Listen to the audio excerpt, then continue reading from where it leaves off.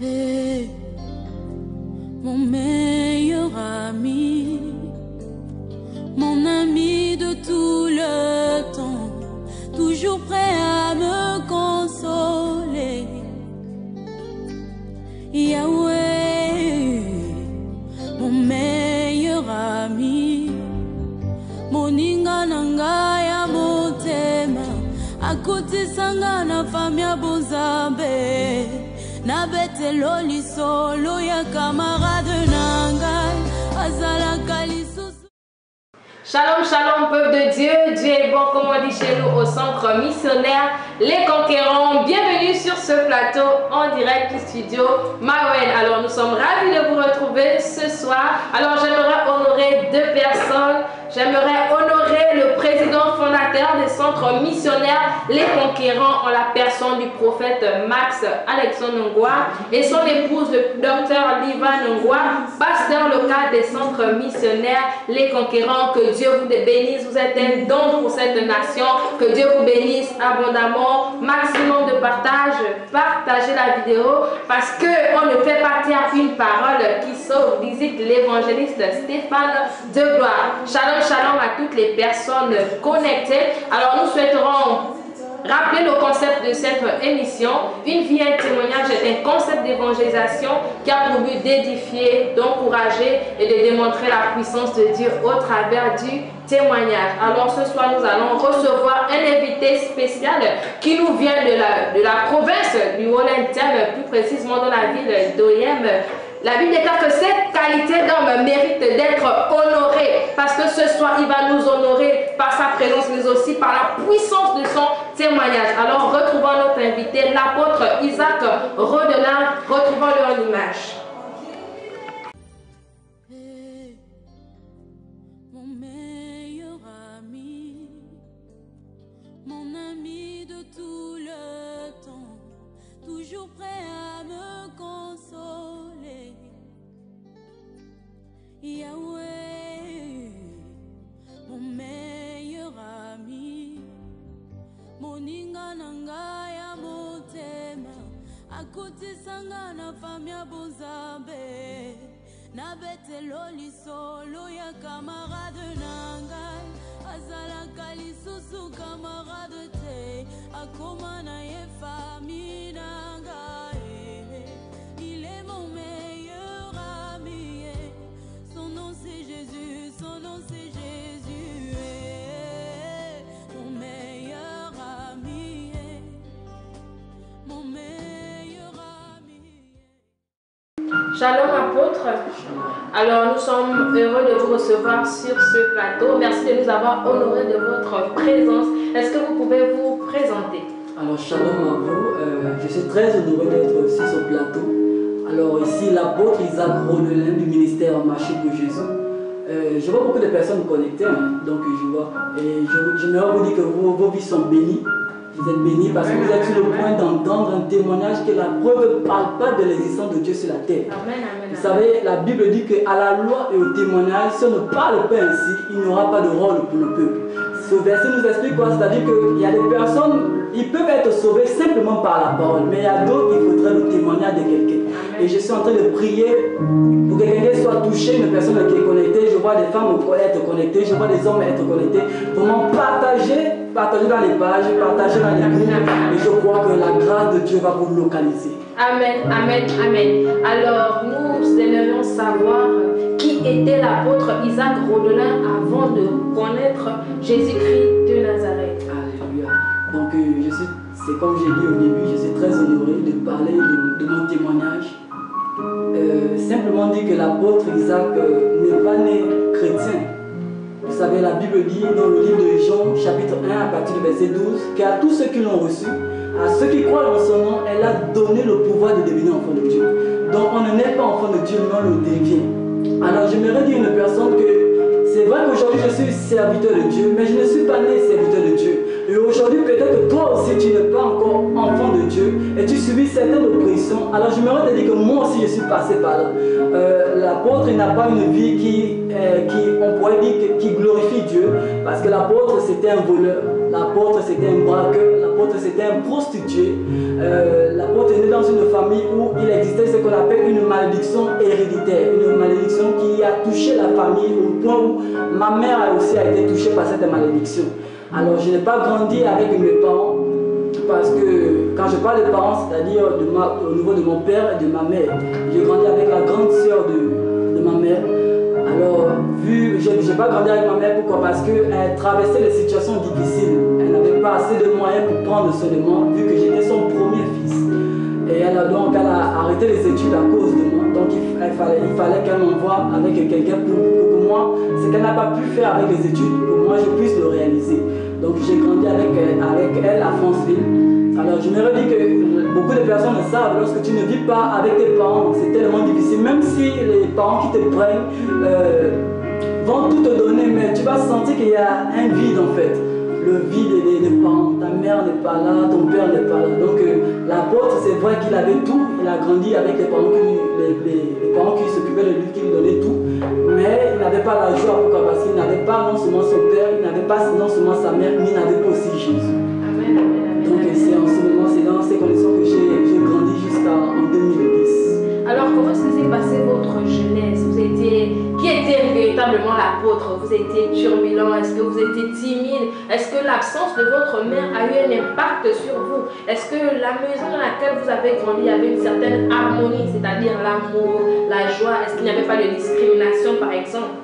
D'accord, donc la famille dont j'ai grandi ne faisait pas de comparaison. Donc réellement cette femme perd son nom parce qu'elle est morte. Elle est morte d'une crise de folie.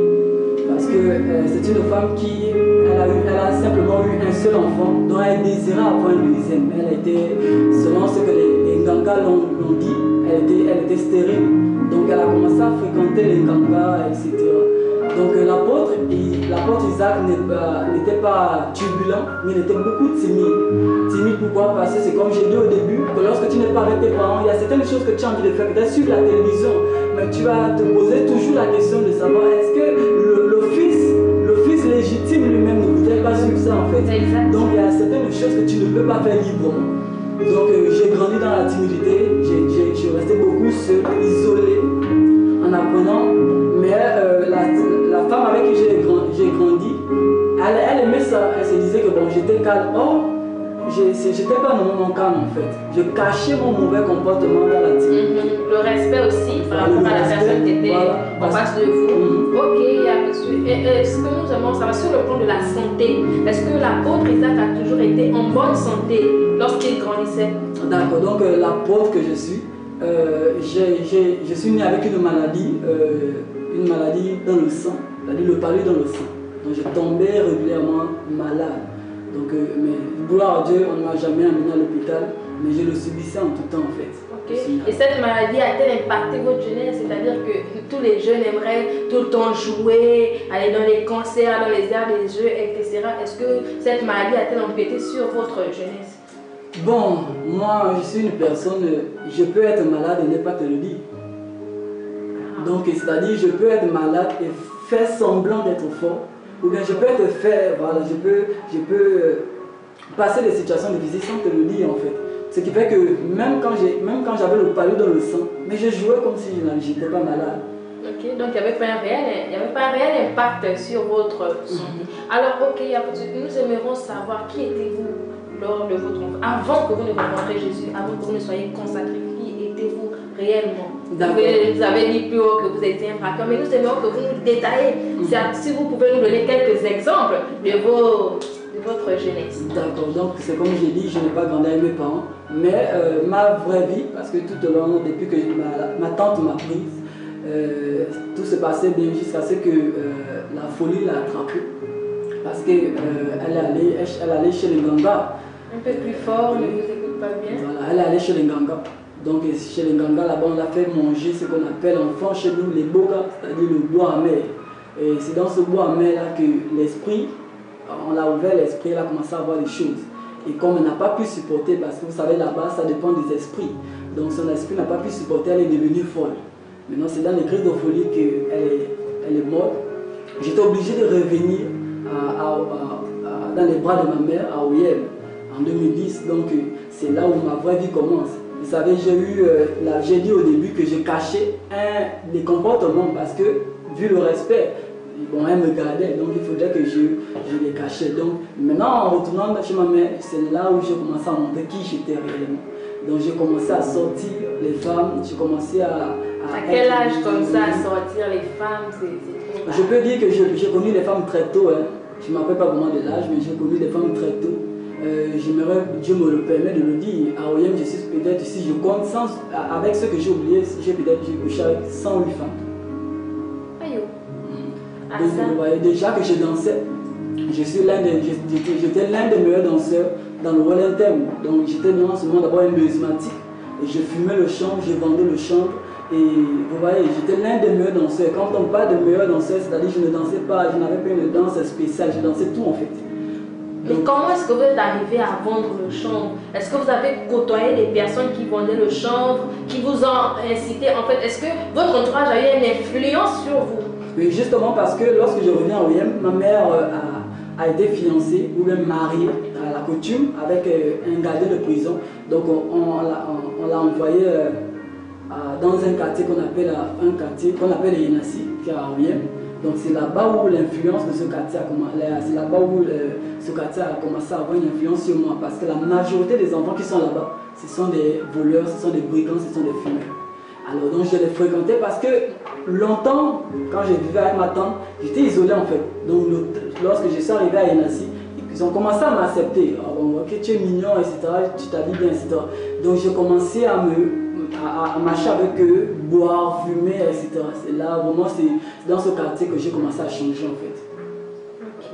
Et continuez à nous expliquer comment est-ce que vous avez vécu, comment vous avez commencé à vendre le champ. Vous avez dit que vous avez été violeur. Qu'est-ce qui vous a amené à faire ces choses en fait? D'accord, donc vous allez constater que la Bible dit que ceux qui s'affectionnent des choses de la chair, vraiment, tous ceux qui sont nés de la chair s'affectionnent aussi de la chair. Et ceux qui sont nés de l'esprit s'affectionnent aussi de l'esprit.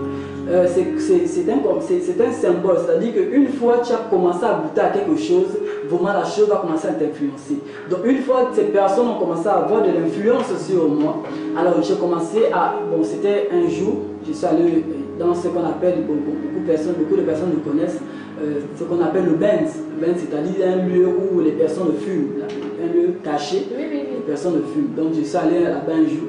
Alors on m'a donné ce qu'on appelle un joint. Donc j'ai commencé à fumer. Alors j'ai aimé.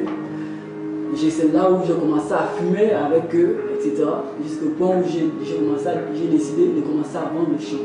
Et vu que je ne peux pas m'arrêter là, vous savez, le monde donne souvent un succès, un buzz là, qui va faire en sorte que bon, même quand tu as envie d'arrêter, mais tu vas regarder le lait, tu vas dire non, je ne peux plus arrêter, sinon je vais perdre la popularité, je vais perdre l'amitié de certaines personnes. Exact. Alors donc j'ai continué au point où je commençais à voler avec eux dans la nuit. On cassait les boutiquiers, on cassait les maisons, au point où on attrapait, on pouvait draguer une fille et puis coucher avec elle. 10 personnes, on pouvait coucher avec elle. Donc il m'arrivait même de draguer une fille. Si je vois qu'elle n'est pas intéressée par moi, alors je vais lui demander de venir à la maison au point où je vais la violer en fait. Donc c'est un peu comme ça. C'est triste pour moi de parler de ça parce que ça me fait mal. Je regrette tellement des choses que j'ai faites, mais je pense que c'est le témoignage. Oui, c'est ça le témoignage. Forcément, lorsqu'on quitte tout le monde en quitte forcément de quelque part pour arriver là où nous sommes aujourd'hui. Alors, où est-ce que ça a basculé? À quel moment ça a commencé à changer? Alors donc, il arrivait des temps, vous savez, je bénis le Seigneur parce que Dieu a mis en nous un corps. Et il a aussi mis en nous une âme et un esprit. Ce qui fait que tout homme, même si tu dis que tu ne crois en rien, mais il y a toujours un esprit qui te parlera. Donc il m'arrivait souvent de boire, de fumer, etc. Mais quand je rentre à la maison aux environs de 5 heures, avant de dormir, il m'arrivait souvent de dormir avec des louanges. Mais pourtant j'étais pareil. Pourquoi? Parce que la paix se manifeste même avant que tu ne rencontres Jésus. Amen, amen. Donc dans ce concept-là, il y a beaucoup de personnes qui m'ont prêché l'évangile. Et je ne refusais pas. Tu pouvais me prêcher, je t'écoute. Mais vraiment ça ne me disait rien. Vous savez, chacun de nous a un temps fixé chez Dieu. Exact. Un temps fixé chez Dieu. Il y a beaucoup de personnes que tu peux le prêcher tu vas croire qu'il refuse ou bien qu'il ne veut pas. Non, c'est parce que le temps de Dieu n'est pas encore arrivé. Amen, amen. Donc, amen. Il arrivait que les personnes me prêchaient, les témoins de Jéhovah, beaucoup de personnes, mais ça ne me changeait pas. Mais en dedans de moi, je savais qu'il existait un Dieu. Alors un jour, pendant que je prenais, j'avais décidé de changer, mais pas changer parce qu'il y a une différence entre se convertir et de changer. Il y a beaucoup de parents qui ont changé, qui fumaient, mais qui ont arrêté de fumer. C'est pas plus une conversion. Ils ont changé. Ils ont arrêté de certaines choses. Donc moi j'avais décidé de changer, de commencer à prendre mes études au sérieux. Parce que lorsque j'étais dans le monde, je dansais, donc je n'avais pas le temps pour moi.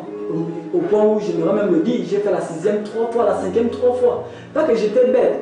Mais au premier trimestre j'ai un 13, mais au 3e trimestre, je me retrouve avec des 8-1. Parce que je voyageais en fait. Je voyageais pour la danse, etc. Donc c'est là où, quand j'ai décidé de changer, j'ai dit à maman, à Oyem, je ne peux pas apprendre. À Oyem, on me connaît. Et vraiment, j'ai des amis que même si je décide de changer, ils vont toujours me pousser là-dedans. Donc j'ai décidé de venir à Libreville. Maintenant en venant, parce qu'on avait d'abord fait des entraînements au niveau de la danse, j'étais en train d'entraîner un ami. Donc en rentrant à la maison, c'est là où mon pied a commencé à bouger. Donc j'ai reçu un petit point au niveau de mon hôtel. Et donc le mal a commencé, je me suis peut-être dit non, c'est rien. Le matin, lorsque je décide d'aller prendre la voiture à Major, je commence à voir que mon pied sonfle.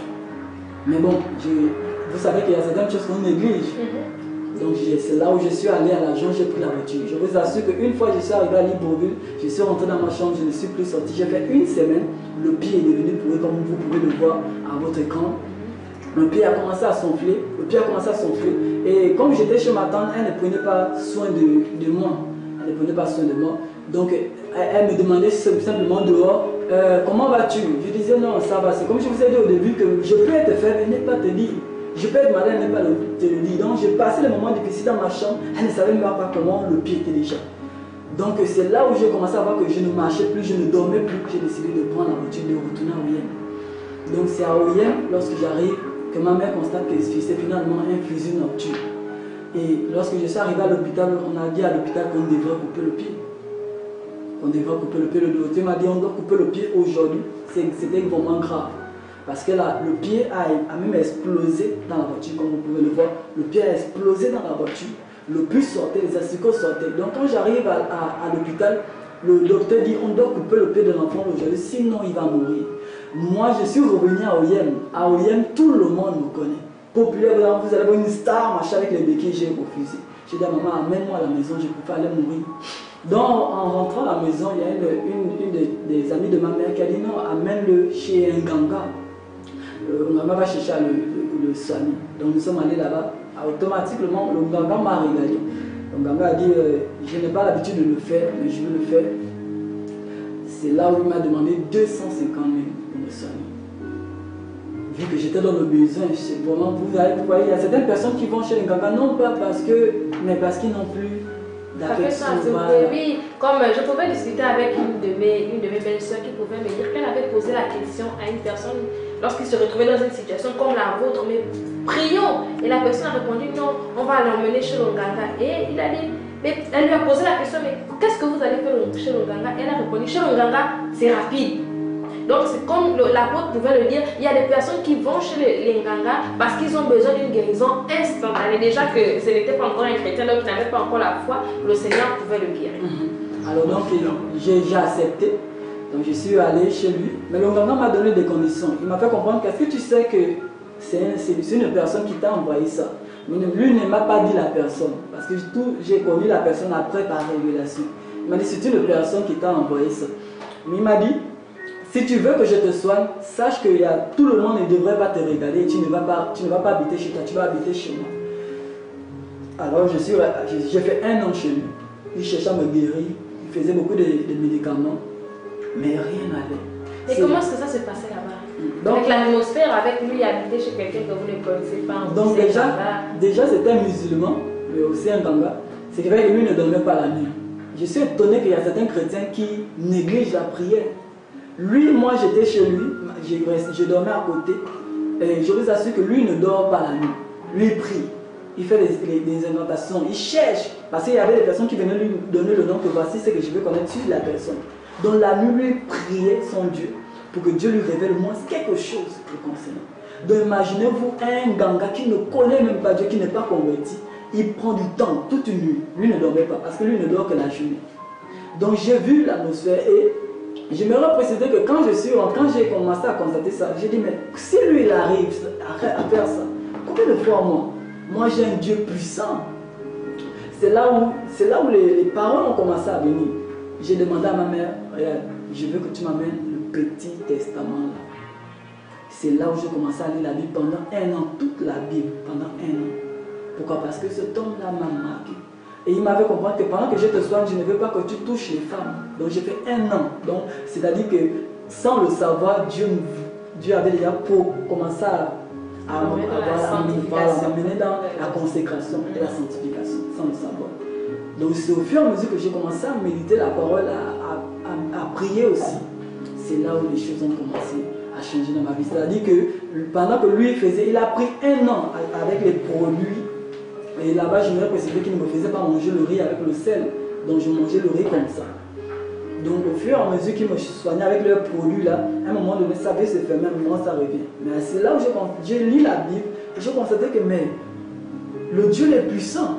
Il fait des choses extraordinaires. J'ai dit à Dieu, Seigneur, si tu me guéris, tu verras les choses que je vais te donner ma vie, je vais te consacrer toute ma vie. Amen, amen, amen, amen, amen. Alors après avoir écouté le témoignage poignant de la vie d'avant de l'apôtre Isaac Rodelin, sans plus tarder, nous allons poursuivre cette émission. Alors apôtre Isaac, comment est-ce que vous avez fait pour rencontrer Jésus-Christ de Nazareth? Alors ma rencontre avec le Seigneur, il faudrait préciser qu'on ne vient pas au Seigneur de force, c'est par grâce. Amen. La Bible dit que nul ne peut venir à Jésus-Christ si c'est le Père qui l'a appelé. Et j'aimerais préciser une chose, je suis le premier fils de ma mère et le seul fils aussi.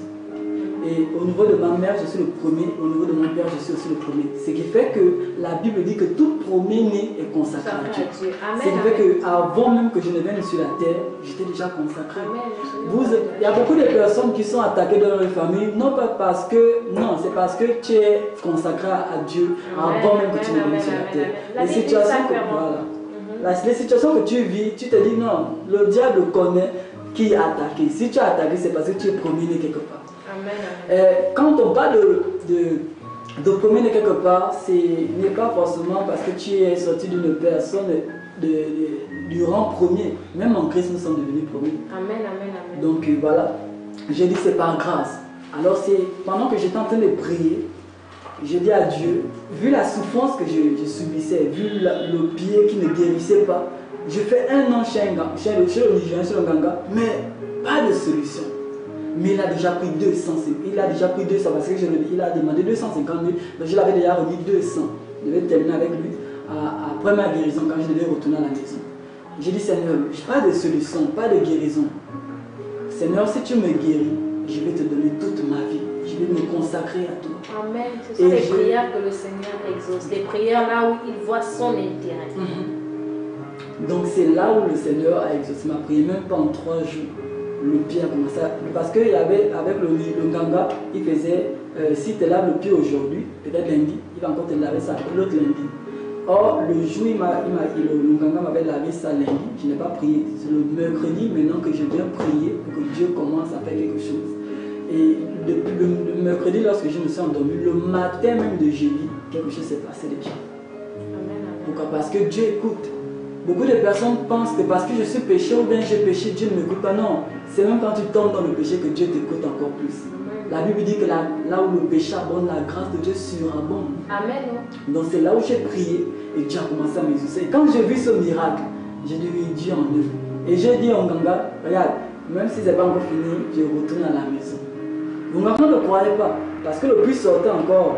Quand je marchais, le puits sortait. Alors j'ai dit, moi je retourne à la maison. Dieu en œuvre dans ma vie. Donc je suis parti. Et un jour, pendant que j'étais en train de marcher, parce que le pied guérissait déjà, je me précisé que malgré la promesse que j'ai faite à Dieu, le pied guérissait déjà, mais j'ai recommencé à faire les mêmes choses. C'est-à-dire je recommençais à boire, à fumer, etc. Et c'est là où l'Onganga m'a appelé un jour. L'Onganga m'a dit, si tu ne m'amènes pas mes 50 000, tu verras ce qui va t'arriver. Et automatiquement, je suis devenu fou. Fou pendant 2 jours. À la minute, Une fois j'ai enlevé le téléphone à l'oreille, je suis devenu fou pendant 2 jours. Je suis étonné, je suis une parenthèse parce qu'il est important de le dire.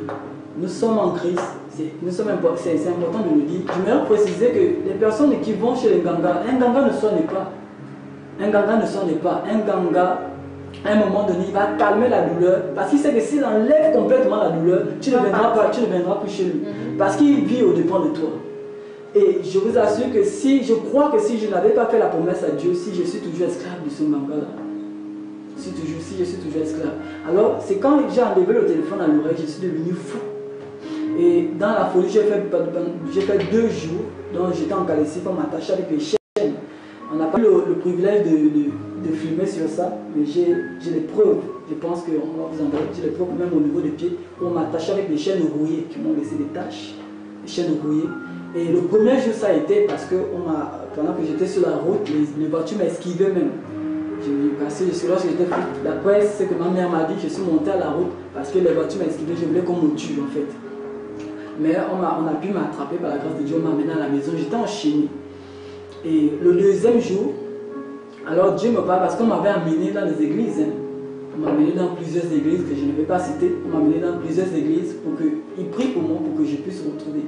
Vous savez, lorsque Dieu veut te rencontrer, Dieu ne partage pas sa gloire avec quelqu'un.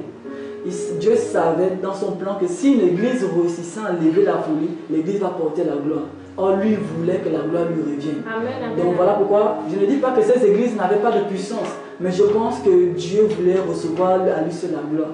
Donc c'est dans ces églises-là que je suis allé, ils n'ont pas pu. Donc je suis retourné à la maison et pendant que ma mère était en train de prier, ma mère disait que voilà, j'ai eu à t'accoucher parce que ma mère est encore très jeune, elle est dans la trentaine.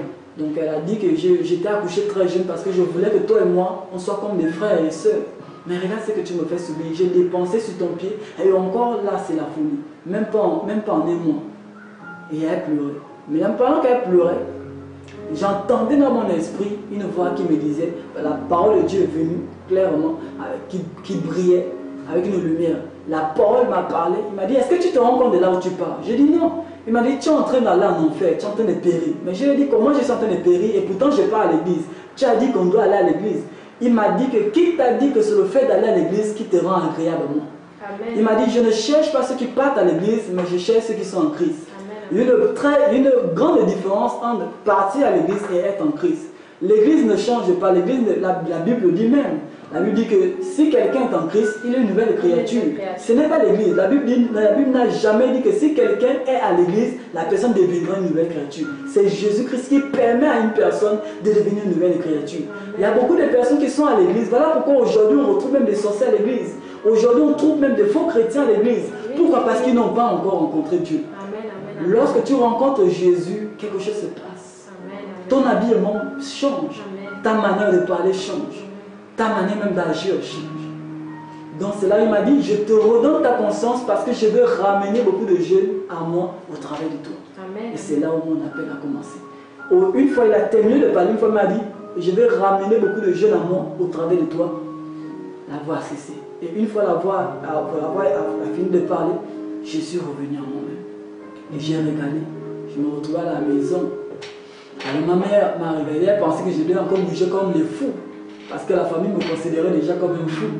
Donc j'ai dit non, je suis revenu. Ils m'ont demandé quel est ton nom, j'ai donné mon nom. Alors qu'ils m'ont détaché. Moi j'étais là pendant un bon bout de temps.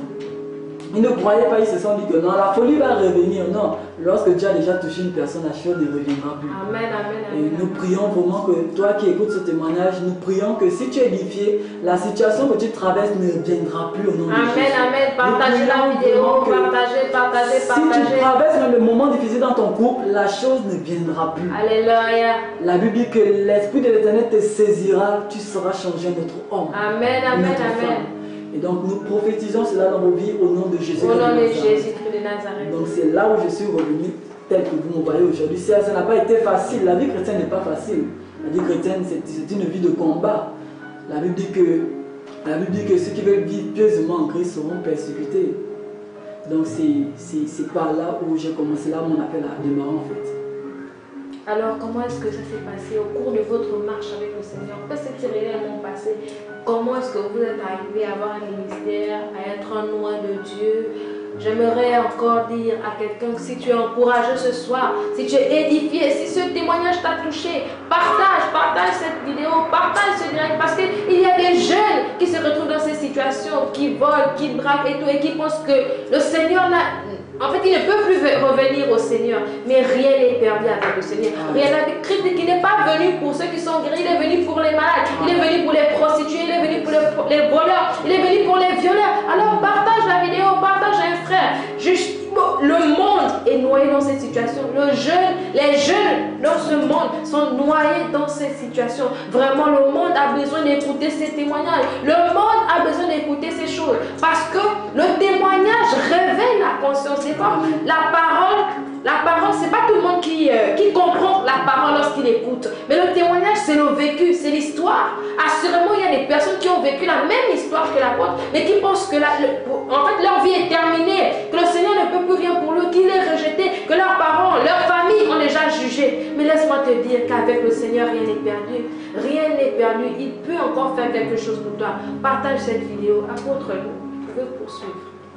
D'accord, donc c'est là où mon appel a commencé en fait.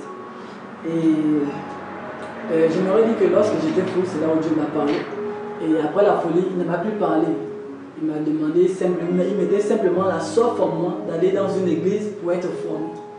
Et il mettait aussi en moi la soif de le connaître dans la parole. Vous savez, tu peux être dans une église, mais l'église peut te tromper, mais la parole de Dieu ne trompera jamais. Amen, amen, amen. La Bible dit que la parole de Dieu est vérité. Amen.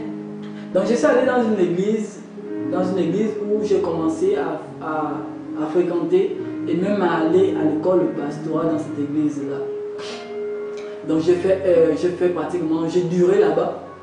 Et vu les situations, parce que mon ambition c'était de servir dans cette église, mais je pense que Dieu ne me voulait pas là-bas. Donc il a créé une situation qui a fait en sorte que cette église, je parle de cette église en fait. Je vais taire la situation. Alors je suis parti dans une autre église et là-bas où j'ai aussi fait la formation prophétique. Vous savez, il y a tellement de choses qui se passent aujourd'hui. Donc par la grâce de Dieu, parce que la vie, le prophétique n'est pas mauvais en elle-même. La Bible est aspirée aux dons les meilleurs, surtout à celui de la prophétie. Donc c'était important pour moi. Donc j'ai fait cette formation, je pense que voilà pourquoi Dieu m'avait enlevé de l'autre église, parce que là-bas, eux ne croyaient qu'au pasteur. C'est-à-dire que si tu dis que tu es apôtre, si tu dis que tu es prophète, eux ils ne croient plus au prophète. Ils ne croient pas, ils se disent que la Bible, le prophète, le Saint-Esprit, même le prophète, il n'y a plus de prophète. C'est quelque chose qu'on doit vraiment souligner. Lorsque la Bible parle des 5 ministères, il prend la parabole des 5 mains. C'est-à-dire que tu ne peux laver ton visage avec un doigt. Le ministère pastoral, le ministère prophétique, le ministère de l'apostolat, le doctorat et l'évangélisme, tout ça, forme le corps de Christ.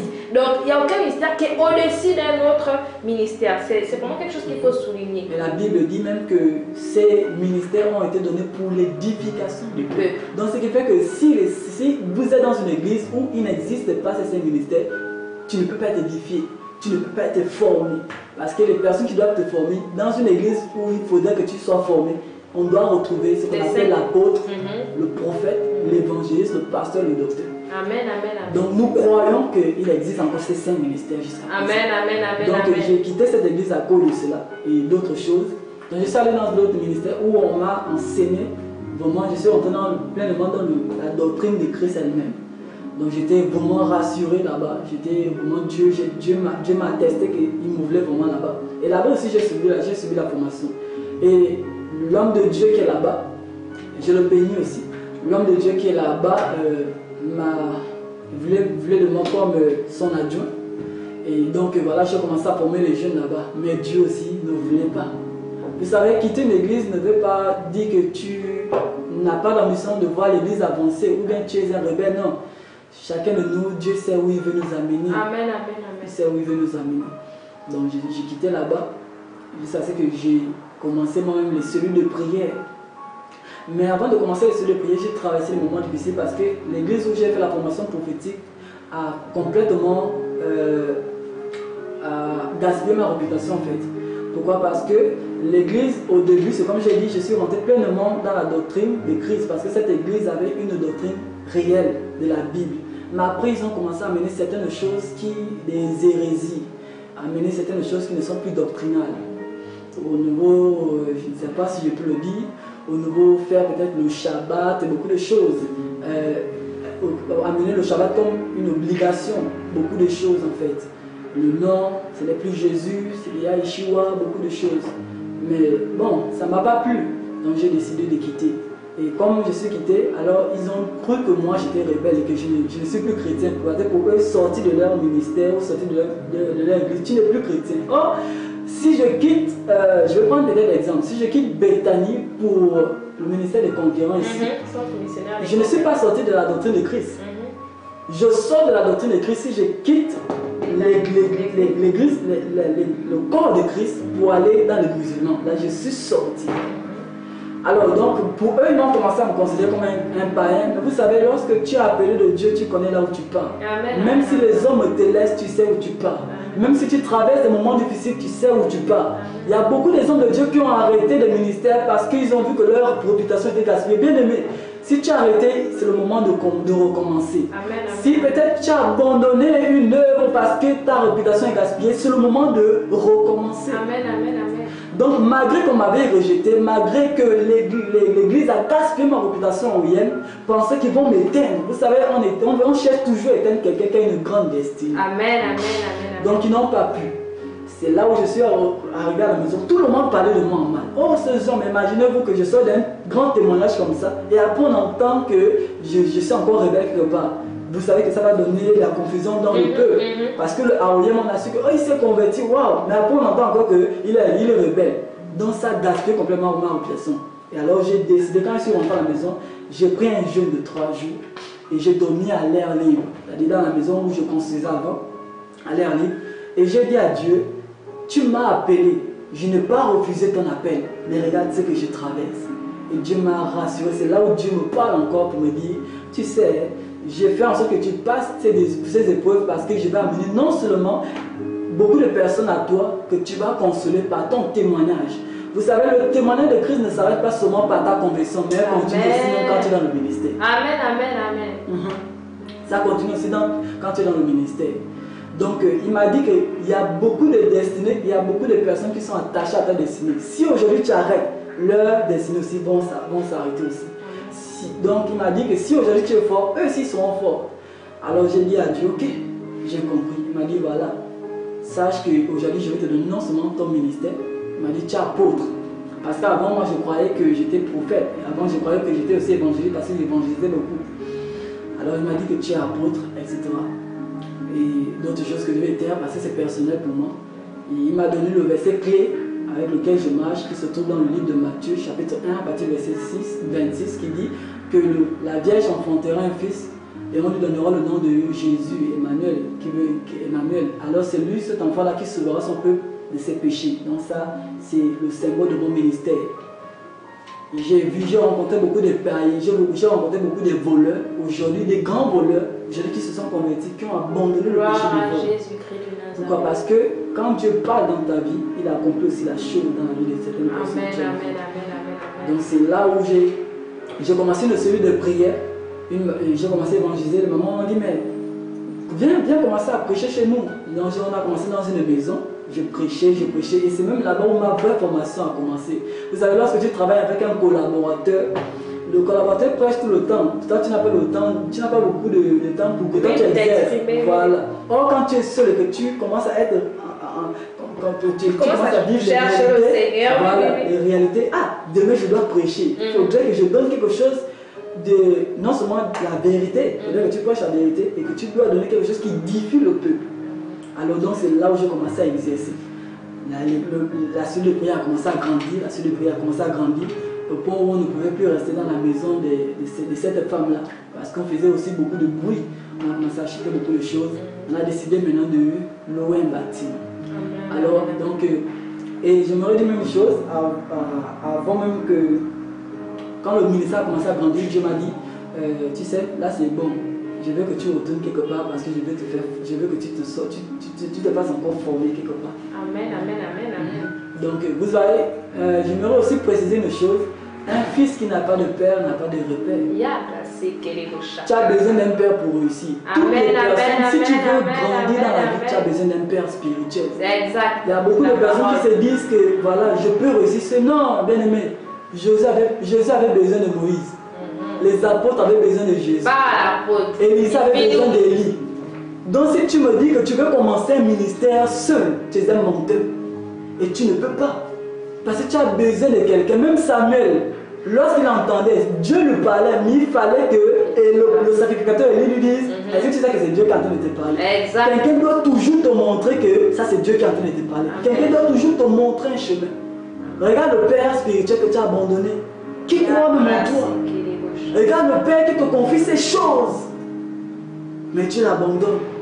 Bien aimé, tu ne peux pas avancer. Donc je suis allé chez cet homme-là, je le bénis parce que c'est le prophète Élie. Amen, amen, amen. Donc il est directeur d'une entreprise. En ce moment il est affecté à Moula et moi je gère l'église mère parce que une fois je l'ai rencontré, je suis allé parce que c'était vraiment, vous savez quand Dieu m'a parlé, je ne le connaissais pas encore. Mais je suis allé, il m'a dit va quelque part. C'est là où je l'ai rencontré en train d'évangéliser, il faisait les prophéties. Et automatiquement quand je l'ai vu, Dieu m'a dit c'est ton père. Amen, amen, le père n'est pas celui qui a beaucoup de likes sur Facebook, qui est beaucoup populaire. Le père est celui, quand tu le regardes, tu sens que lui, ça c'est mon père. Donc une fois il m'a vu, il m'a dit, je n'ai même pas parlé, il m'a dit fils, 6 mois. Et une fois je l'ai suivi, automatiquement il m'a confié. Pourtant je suis arrivé dans son ministère avait pratiquement 6 ans. Donc imaginez-vous le nombre de personnes qu'il a formées. Mais lorsque je suis arrivé dans ce ministère, Dieu m'a distingué. C'est vrai que toutes les personnes que j'ai trouvées en avance aujourd'hui, je suis leur supérieur. Amen, amen. Je gère même l'église de paix. Parce que les brebis que j'avais, et ces brebis aujourd'hui on a mélangé. Dieu m'a dit, je ne te veux pas encore leader là-bas. Va quelque part qui va te faire fort. Donc je suis allé, on a mélangé. Aujourd'hui, je gère l'église mère, le ministère Marché pour Jésus, qui est situé au Yémen en ce moment. Amen, amen, amen, amen, amen, amen, amen. Nous avons été richement édifiés, richement encouragés. Alors, apôtre, est-ce que vous pouvez donner un conseil à cette jeunesse qui passe par ces moments de viol, de braquage et tout? Qu'est-ce que vous pouvez donner comme conseil à cette jeunesse? Donc, j'aimerais dire une chose aux jeunes. J'étais jeune et je suis toujours jeune. J'ai l'habitude de le dire. Que la vie ne commence que lorsque tu as rencontré l'auteur de la vie. Aujourd'hui, peut-être que tu te dis que la vie c'est le champ. Aujourd'hui, peut-être que tu te dis que la vie c'est le vol. Aujourd'hui, tu te dis peut-être que la vie c'est la prostitution. Aujourd'hui, peut-être que tu te dis que la vie c'est le placement, comme en ce moment, comme ça règne. Mais la vie ne commence que lorsque tu rencontres l'auteur de la vie qui est Jésus-Christ. Amen. La Bible dit que je connais les projets que j'ai formés sur toi. Les projets de paix et non de malheur. Le monde ne donne pas de projet. Le monde fait de toi un projet. Le monde fait de toi un objet que le diable exploite pour que le monde te domine. Amen. Mais Dieu, lui, connaît les projets qu'il a formés sur toi, les projets de paix. Imaginez-vous que Dieu te donne. Voilà pourquoi je suis. Quand quelqu'un vient en Christ, hein, vous savez, la personne n'avait pas de joie dans le monde, mais lorsqu'il vient en Christ, la joie revient. Amen. Même quand tu étais pauvre, la richesse revient. Même lorsque tu n'étais plus belle, Dieu te permet de devenir encore belle. Regardez toutes les personnes qui ont rencontré Jésus. Allez-y, prendre les renseignements. Vous allez constater que dans le monde, moi j'ai rencontré une femme, une soeur, qui est venue me voir, elle avait le sida. Et elle vraiment vieillissait déjà. Elle m'a dit, papa, je crois que Dieu peut me guérir. Je lui ai dit, wow, tu as la foi. On a prié, elle avait le sida avec les papiers. Je pense qu'elle me suit. Elle avait les papiers, aujourd'hui elle est fiancée. Elle avait les papiers qui lui démontraient qu'elle avait le sida. On a prié sur place. Aujourd'hui elle n'a plus le sida, elle est fiancée à quelqu'un. Amen, amen. Et le visage qui démontrait la maladie, le visage qui était devenu vieille. Aujourd'hui, tu ne peux pas la reconnaître, tu ne peux même pas savoir qu'elle avait le sida. Amen, parce qu'elle est guérie. J'ai dit tout à l'heure que la vie ne commence que lorsque tu rencontres l'auteur de la vie. Amen. Pourquoi? Parce que quand tu rencontres le Jésus-Christ de Nazareth, il donne la vie à tout ce qui est mort dans ta vie. Amen. Il redonne de l'espoir où tu n'as plus d'espoir. Il redonne la force là où il y avait des faiblesses dans ta vie. Il brise les limitations. Je vous assure que ma famille, j'ai dit ça au début, que ma famille traversait ce qu'on appelait une malédiction familiale. C'est-à-dire que même si tu es intelligent, tu ne peux pas réussir. Tu ne peux pas construire. Mais depuis que j'ai rencontré le Seigneur, on a commencé à prier. Il y a des personnes qui ont le bac. Amen, amen, amen, amen. Toute la génération que je suis ont le bac. Amen. Les personnes qui n'arrivaient pas à travailler, travaillent. Ma mère, où on avait déclaré qu'elle ne pouvait pas construire, aujourd'hui elle est en train de construire sa troisième maison. Amen. Donc vous imaginez ça, Dieu brise la malédiction. Dieu brise même les limitations. C'est-à-dire que là où les personnes ont dit que tu ne peux pas arriver, toi tu vas arriver. Amen. Là où ils ont dit que tu ne peux pas réussir, toi tu vas réussir. Parce qu'avec Christ, il n'y a pas de limitation. La Bible dit qu'il n'y a plus de condamnation pour tous ceux qui sont en Jésus-Christ. Donc c'est le conseil que j'aimerais donner à les personnes. Essaie de rencontrer Jésus. Donne-lui ta vie. Et tu verras que ce que toi tu penses être la vie n'est pas la vie. C'est en train de te tuer. Tu es en train de perdre du temps. Bien-aimé, Jésus a besoin de toi. Amen. Jésus veut se servir de toi pour gagner des personnes, même dans ta famille d'abord.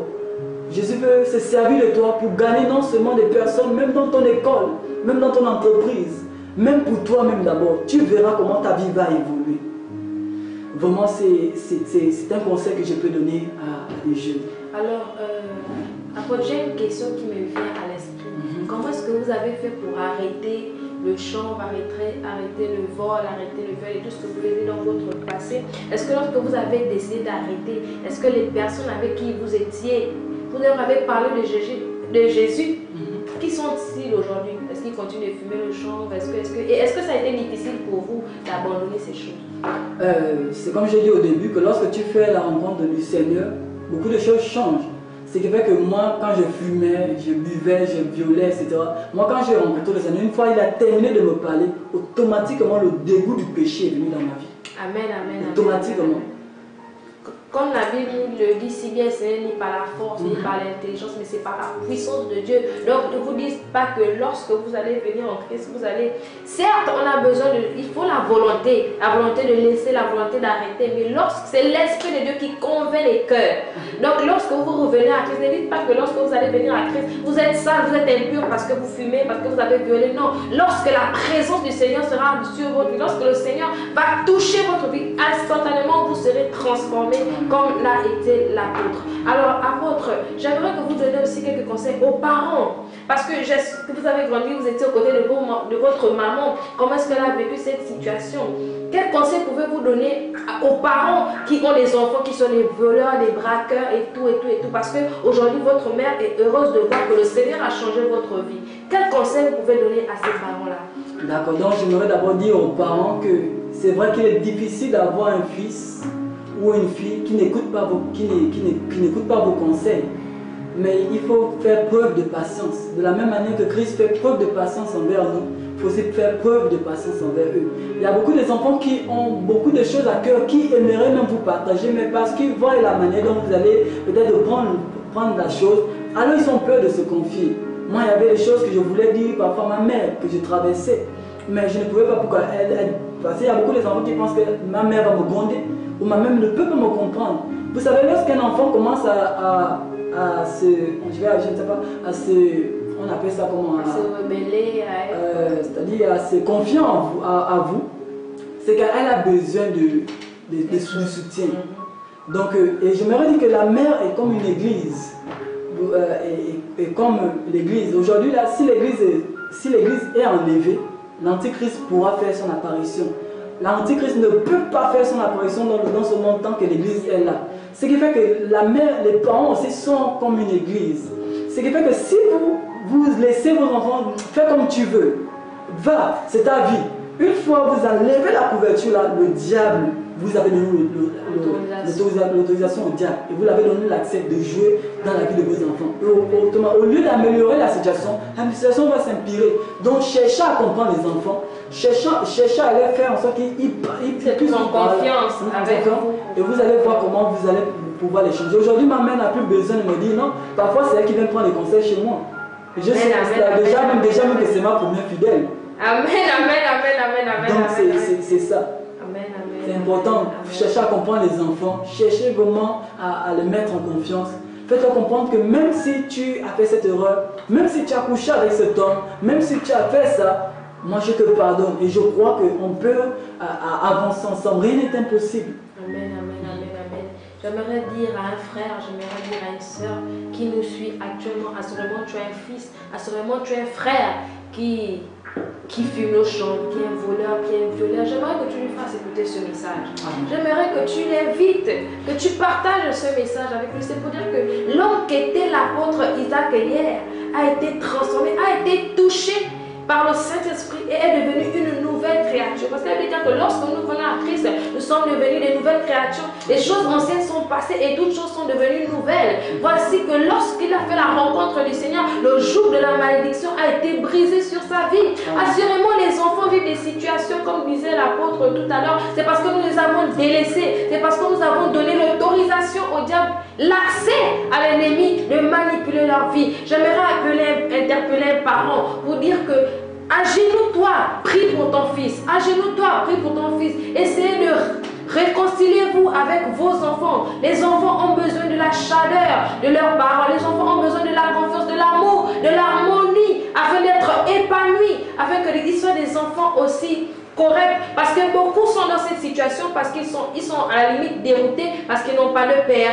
ils n'ont pas de mère, ils n'ont personne pour leur montrer le chemin, personne pour leur dire que ceci est bien, ceci n'est pas bien. La Bible déclare que Jésus-Christ est le chemin, la vérité et la vie. Alors lorsque tu rencontres le Seigneur, il te montre ta voie, il te montre le chemin à suivre. J'aimerais vraiment encourager un frère, j'aimerais encourager une sœur à venir partager ton témoignage, comme j'ai pour habitude de dire que plusieurs personnes n'ont pas l'amabilité de pouvoir comprendre ce que disent les Écritures de la Bible. Beaucoup de personnes, lorsqu'on parle du zèle, peuvent dire, prenons l'exemple de la situation actuelle de la pandémie du Covid-19, ils peuvent dire que leur foi, ils se sont affaiblis, ils ressentent une certaine lourdeur, une certaine pesanteur dans les choses de Christ.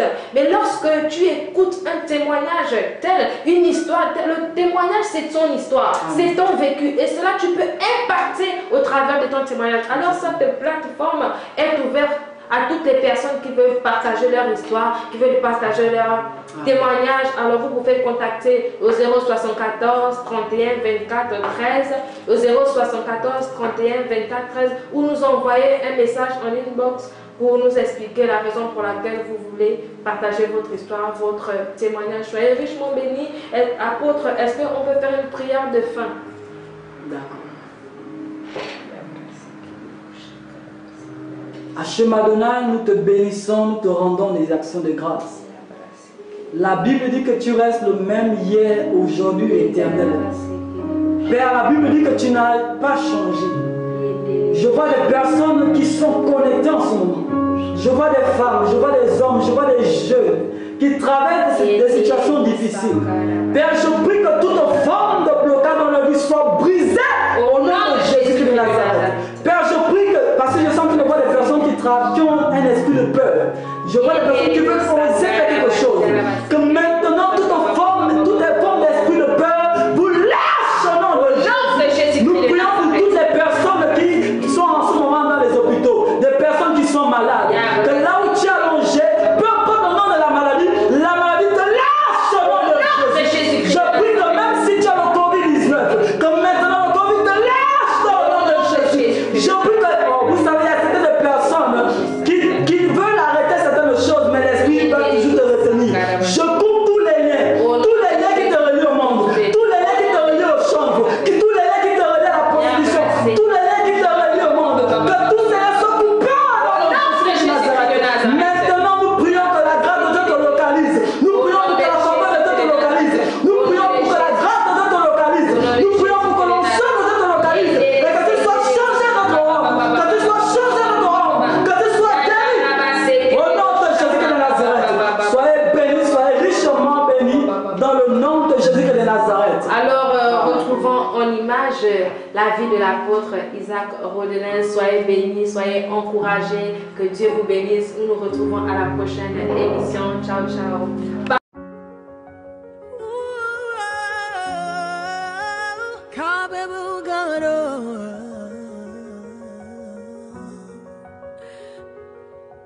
What can't you do? What won't you do? nothing impossible, nothing impossible. What can't you do? What won't you do? Nothing impossible with our God. You do not lie, you do not fail. What is hard for you to do? It doesn't exist yet. It can never ever exist, boy. You do not lie, you do not fail. What is hard for you to do? It doesn't exist, boy. It can never ever exist, according to your knowledge and your will for me. What you say you have done, I just need to align, no. Because you are not a man that changes your mind, oh. Those that know you will trust in you, not in horses and chariots. By the arm of flesh, no man can prevail. No man, no man, no man, no man. My confidence is you. What is hard? What is hard for you? It can never exist. Oh, you do not lie, you do not fail. What is hard for you to do? It doesn't exist. Oh, it can never ever exist.